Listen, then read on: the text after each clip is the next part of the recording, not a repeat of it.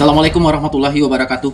Beripol News kembali hadir di tengah-tengah sahabat semua untuk menginformasikan berita-berita terbaru seputar dunia politik dan info terkini lainnya. Terima kasih banyak bagi sahabat yang sudah mendukung channel ini. Semoga selalu diberikan kelancaran dalam segala aktivitasnya. Amin amin ya rabbal alamin.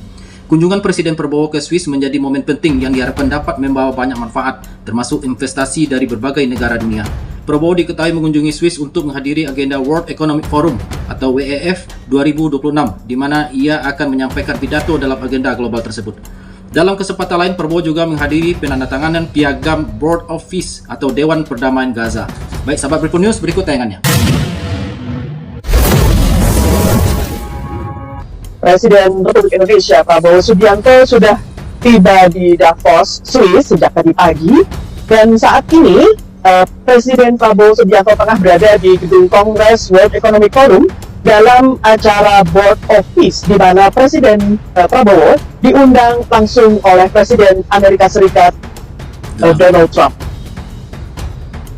Di beberapa saat lalu, Presiden Amerika Serikat Donald Trump memberikan pidatonya terkait dengan sebuah badan yang diinisiasi terkait perdamaian di Gaza. Dan Presiden Trump mengajak negara-negara di dunia untuk bergabung dalam badan tersebut, dan sejauh ini sudah ada 35 negara dari 50 negara yang diundang oleh Presiden Trump yang bersedia untuk ikut bersama-sama masuk ke dalam badan ini untuk mengupayakan perdamaian di Gaza. Dan setidaknya ada beberapa negara-negara Islam yang sudah mengiyakan untuk bergabung dalam Board of Peace ini. Ya, agenda berikutnya dari Presiden Prabowo Subianto hari ini di Davos, Swiss adalah memberikan sebuah pidato yang akan dilaksanakan pada pukul 14 waktu setempat atau pukul 20 waktu Indonesia Barat, di mana Presiden Prabowo Subianto akan memberikan sebuah pidato di sesi utama World Economic Forum dan dihadiri juga oleh sejumlah kepala negara. Mantap. Hari ini juga dikabarkan Presiden Prabowo Subianto akan mengunjungi Pavilion Indonesia yang sudah berfungsi sejak hari pertama World Economic Forum berlangsung di Davos. Tidak hanya disambut Duta Besar RI dan KBRI Paris, Presiden ke-8 RI ini juga disambut langsung oleh diaspora di sana. Speech atau pidato Presiden Prabowo dijadwalkan berlangsung pada pukul 14 hingga 14.30 waktu setempat. Langkah diplomasi ini diyakini menjadi momentum besar bagi Indonesia untuk membuka potensi kerja sama ekonomi dengan komunitas internasional. Presiden Prabowo Subianto resmi membawa Indonesia bergabung dalam Board of Peace atau Dewan Perdamaian Gaza yang dibentuk atas inisiatif Presiden Amerika Serikat Donald Trump. Keikutsertaan Indonesia ditandai dengan penandatanganan piagam Dewan Perdamaian dalam pertemuan tahunan tingkat dunia yang digelar di Davos, Swiss pada Kamis 22 Januari 2026. Perkenalan Dewan Perdamaian Gaza berlangsung dalam forum annual meeting yang dihadiri para kepala negara dan kepala pemerintahan dari berbagai negara. Presiden Prabowo menjadi salah satu pemimpin dunia yang hadir langsung menegaskan komitmen Indonesia untuk terlibat aktif dalam upaya diplomasi internasional guna mendorong perdamaian di kawasan konflik. Luar biasa. Dalam sambutannya, Donald Trump menegaskan bahwa pembentukan Dewan Perdamaian Gaza melibatkan banyak negara dan terbuka untuk bekerja sama dengan organisasi internasional termasuk Perserikatan Bangsa-Bangsa.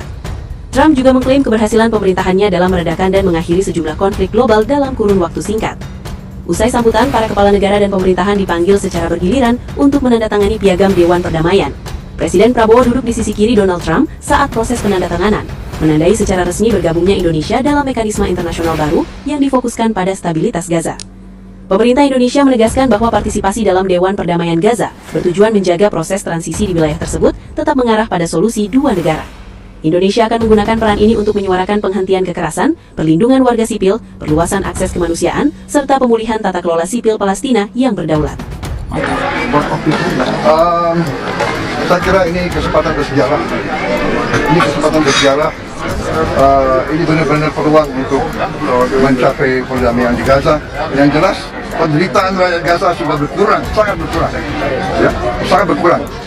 Bantuan-bantuan kemanusiaan begitu deras, begitu besar sudah masuk. Saya sangat berharap dan Indonesia siap ikut serta. Yes, siapa yang ingin perdamaian di situ, siapa yang ingin bantu rakyat Gaza, rakyat Palestina? Ya, oke. And Harvard University found that A research survey of hundreds of countries found that Indonesia, the Indonesian people is the most happiest people, the most flourishing country in the world, with the people the most optimistic. This is a bit heartening, but for me also a bit sad. I know my people. Ya, Many of them live in shacks. Many of them do not have clean water. sebagai seorang Many of them do not have mengetahui bathrooms. bagaimana keadaan yang sebenarnya di negara. Many of them eat rice with salt. And yet they smile. And yet they have hope. We also achieved self-sufficiency in rice.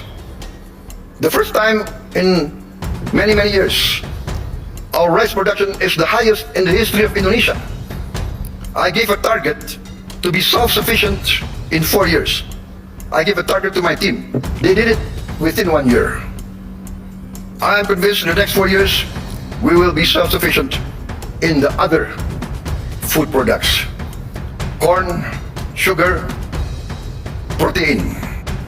We want to be a friend to all, Keberhasilan Indonesia an dalam enemy to urusan none. sembada pangan 1,000 friends to few for us, mencapai dalam one enemy to many. yang We want to be a good neighbor, luar biasa. a good, responsible citizen of the world, protecting the environment, protecting nature. We must not destroy nature. We must live with nature. We must maintain and be a part of a future full of hope. Hope grounded in credibility, execution of sound public policy, and continuous record of growth with equity. Let us build the world we want to live in together. Let us continue the journey to improve the quality of life for all, to live in peace, freedom, friendship, tolerance, coexistence, and cooperation for all races, all ethnicity, all religions. Let us continue our pursuit of justice for all, security and freedom for all. I look forward to seeing many of you here in this room, which Indonesia is sponsoring, together with the important participation of Mr. Ray Dalio and his research vessel, Ocean X. There is a SpaceX, I think, from Mr. Elon Musk, but I think Mr. Ray Dalio is one of the pioneers in ocean research. And Indonesia, being 3/4 sea, we are very concerned about the future of our ocean. Ladies and gentlemen, thank you very much for your attention. May you go in peace with the blessing of the Almighty God. Wassalamualaikum warahmatullahi wabarakatuh.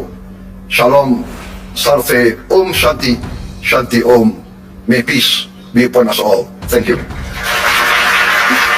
Kita mau ke sini Pak. Kita tepuk tangan Pak. Saya nonton bola nggak sih Pak? Nggak bisa Pak. Nggak boleh masuk Pak. Really? Kita tepuk tangan Pak. Kali Pak. Pada pidato Presiden menyinggung tentang capaian Indonesia, diantaranya swasembada pangan dan juga pentingnya menjaga perdamaian di dunia. Baik, sahabat People News, terima kasih banyak. Assalamualaikum warahmatullahi wabarakatuh.